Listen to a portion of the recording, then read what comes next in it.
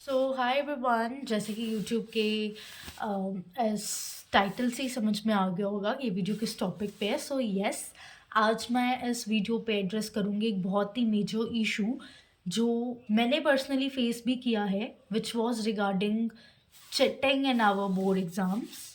Of course I am talking about state board exams, JK province के बात करूँगी मैं। सो अपने एक्सपीरियंस से बताऊँ, मैंने 11th एंड 12th में 2 साल बोर्ड्स दिया है, which is of state board Jammu Kashmir province में। एंड ये जो मैंने 11th में भी बोर्ड दिया है, 12th में भी बोर्ड दिया है। अब मैं एक सीबीएसई स्टूडेंट थी, तो जब as a CBSE student I shifted to this state board का एरा, तो जब मैंने फर्स्ट टाइम बोर्ड दिया और जब मैंने दूसरी बार बोर्ड दिया, तो क्या इन दोनों बोर्ड एग्ज़ाम में चीटिंग हुई या नहीं हुई, मुझे उस चीज़ को एड्रेस करना है आज इस इशू में। सो बेसिकली सबसे पहली बात तो, जब मैं 11th का बोर्ड, सबसे पहली बात तो यस, चीटिंग हुई थी। 11th का बोर्ड हो या चाहे 12th का बोर्ड एग्ज़ाम हो, दोनों एग्ज़ाम में चीटिंग हुई थी। बट दोनों एग्ज़ाम में चीटिंग का लेवल वेरी कर रहा था। बेसिकली सीन कुछ इस तरीके से था कि it depends upon the teacher जो आपके एग्जामिनर है। लाइक जब भी पेपर होता था, तो जब कोई टीचर आता है तो हर स्टूडेंट टीचर को देखता है कि किस टाइप का टीचर है, कोई स्ट्रिक्ट टीचर तो नहीं है। बिकॉज अगर स्ट्रिक्ट टीचर होता है तो थोड़ा चीटिंग मारने में डिफिकल्टी होती थी। तो it depends upon the student, it depends upon the teacher कि टीचर किस इवैल्यूएटर की ड्यूटी है। सो अगर मैं अपने 11th बोर्ड एग्ज़ाम की बात करूँ, तो 11th बोर्ड एग्ज़ाम में तो हमारे जितने भी बोर्ड एग्ज़ाम थे थ्रू आउट, पांचों पेपर में एक ही टीचर था। एंड उस एक टीचर के अंडर गाइडेंस में बहुत चीटिंग हुई।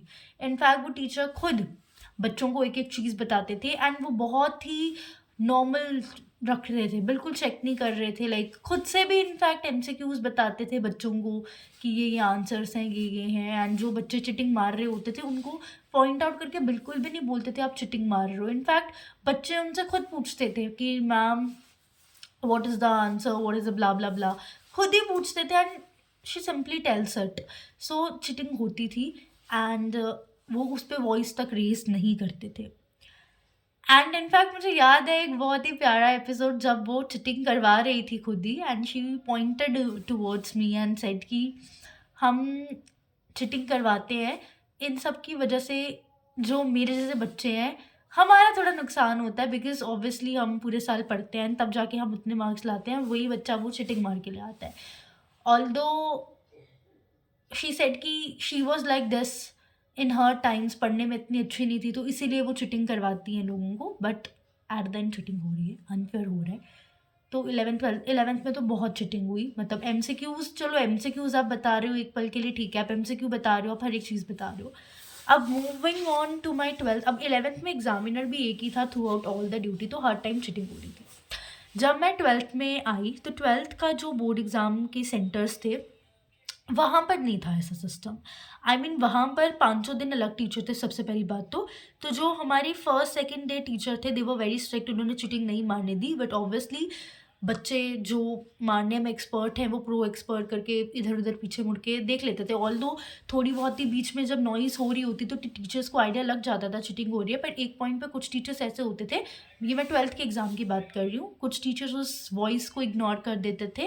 And after ignoring that voice, तो दे सिंपली से कि डोंट मेक हलचल and blah blah things, and फिर वो उसको इग्नोर कर देते थे। तो वो थोड़ा सा चालाकी से इग्नोर करते थे कि किसी को पता भी नहीं चल रहा है। सो ये 12th में सीन था। बट 12th में भी एक एक्सटेंड तक मैंने देखा कि यहाँ पर टीचर्स क्या कर रही हैं, थोड़ा लीनियंट रखा है 11th के कंपैरेटिवली, इतना लीनियंट नहीं है बट रखा हुआ है।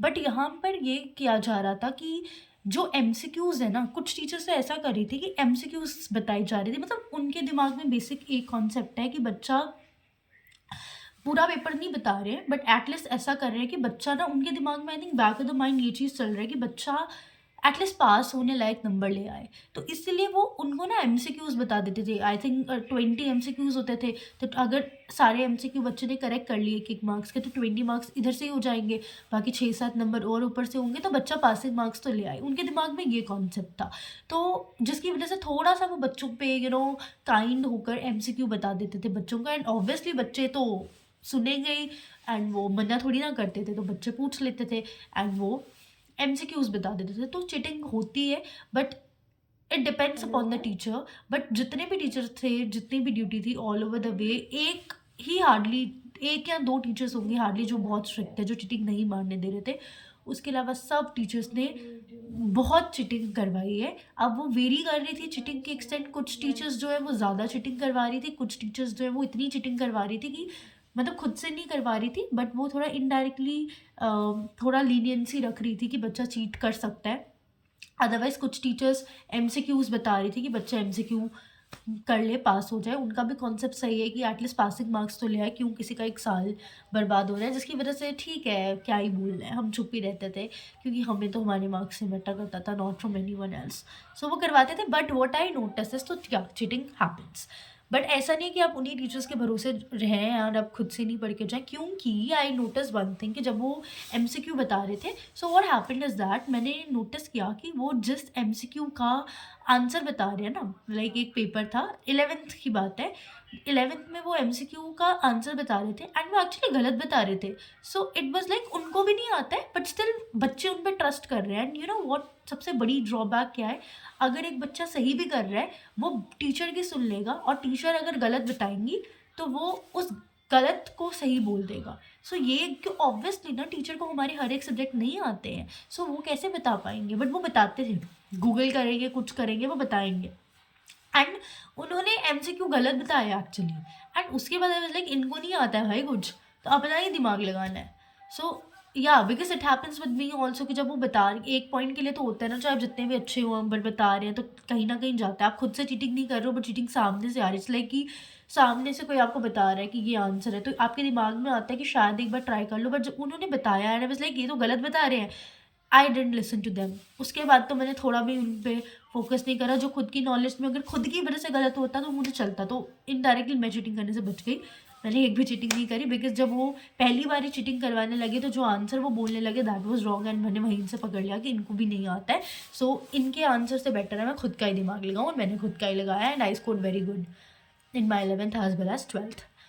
एंड उसके बाद मैं बात करती हूँ, एक और कॉन्सेप्ट आता है यहाँ पे मॉडल टेस्ट पेपर का। I hate those papers, literally I hate those papers, because अगर उन पेपर्स को ना बच्चों, इट डिपेंड्स अपॉन बच्चों का perspective, those papers are very useful, definitely very useful, because those have PYQs, so many question, so many exam types questions, बहुत अच्छे papers होते हैं वो। बट बच्चा उसको किस तरीके से यूज़ करता है ना, वो वेरी करता है। अब there were 2 sets of people.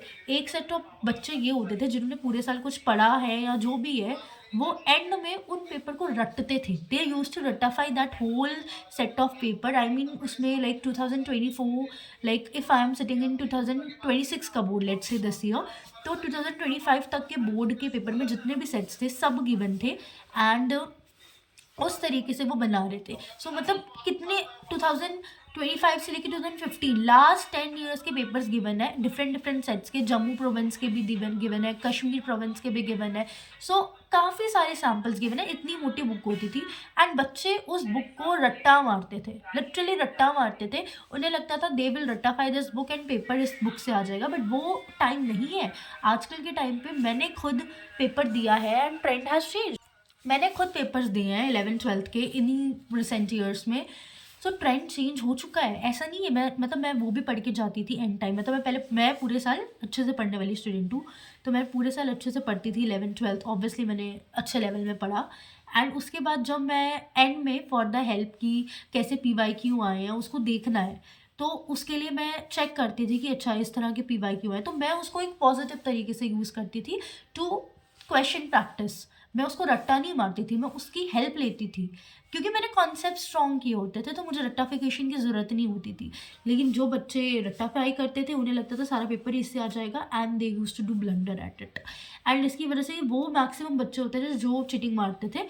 But अब जैसे मैं कोई एग्जांपल देती हूँ, लाइक कुछ क्वेश्चंस ऐसे थे जो हमारे सिलेबस में गिवन है, लेकिन आज तक वो कभी भी, क्योंकि रिसेंट ट्रेंड्स में पेपर का पैटर्न बहुत चेंज हुआ। लाइक एक क्वेश्चन था केमिस्ट्री के सेट में आया था, व्हाट इज डायजोटाइजेशन। तो ये एक रिएक्शन थी ऑर्गेनिक केमिस्ट्री की, ये हमारे सिलेबस में ज़रूर थी, मतलब इसका एक रिएक्शन मैकेनिज्म बहुत डिटेल में था, ये हमारे सिलेबस में थी, बट इसका एक भी पीवाईक्यू नहीं आया था इन पास्ट 10 ईयर्स, ना जम्मू में ना कश्मीर के पेपर्स में। तो मैंने भी वो 100 पेपर्स चेक करे थे, एक भी पेपर नहीं था, तो आई थॉट कि ये लीस्ट इंपॉर्टेंट है। ऐसा हो जाता था कि उसको देख के आइडिया मिलता था उन पेपर्स को देख के कि ये इंपॉर्टेंट है, ये लीस्ट इंपॉर्टेंट है, तो मुझे लगा ये लीस्ट इंपॉर्टेंट है, बट वो सिलेबस में थी। And then I consulted my teacher and they said कि सिलेबस में तो एक बार नज़र मार लो, and I did that, I make a नज़र। मैं उसको पहले स्किप कर रही थी क्योंकि वो कहीं पे भी नहीं था, बट मैंने उसकी एक नज़र मार ली, and next day I am seeing in my paper, in my set, वो 3 मार्क्स का क्वेश्चन आया हुआ है। सो ऐसा भी होता है कि आप मॉडल टेस्ट पेपर्स के बेसिस पे जाते हो, सब क्वेश्चन उससे नहीं आते हैं। सो ये एक बहुत ही रट्टाफाई तरीका है जो मुझे सबसे गंदा लगता है मॉडल टेस्ट पेपर्स को। उसको एज अ पॉजिटिव यूज़ करना चाहिए, ना कि एज अ नेगेटिव। बच्चों ने नेगेटिव फॉर्म में यूज़ किया, उसको रट्टा मार गया, which is very bad. Paper के लिटरली एग्जाम हॉल के बाहर वो उसको खोल रहे होते थे। उसको एक हेल्प के लिए हम ज़रूर यूज़ कर सकते हैं, बट ऐसे नहीं करते। इनफैक्ट हमारे टीचर्स हमारे ग्रुप में उसको भेज देते थे कि हम उसे हेल्प ले सकें। मैंने भी वहाँ से हेल्प ली है जो वो PDF भेजते थे, तो उसमें मैं देखती थी कि कोई भी क्वेश्चन नहीं है सच, तो ठीक है, थोड़ा-सा पता लग जाता था इम्पोर्टेंट क्या है, लीस्ट इम्पोर्टेंट क्या है। तो that's the correct way of using model test paper, but ठीक है। तो ओवरऑल यही था वीडियो कि बोर्ड एग्जाम की cheating and all. So yes, it happens. So yeah.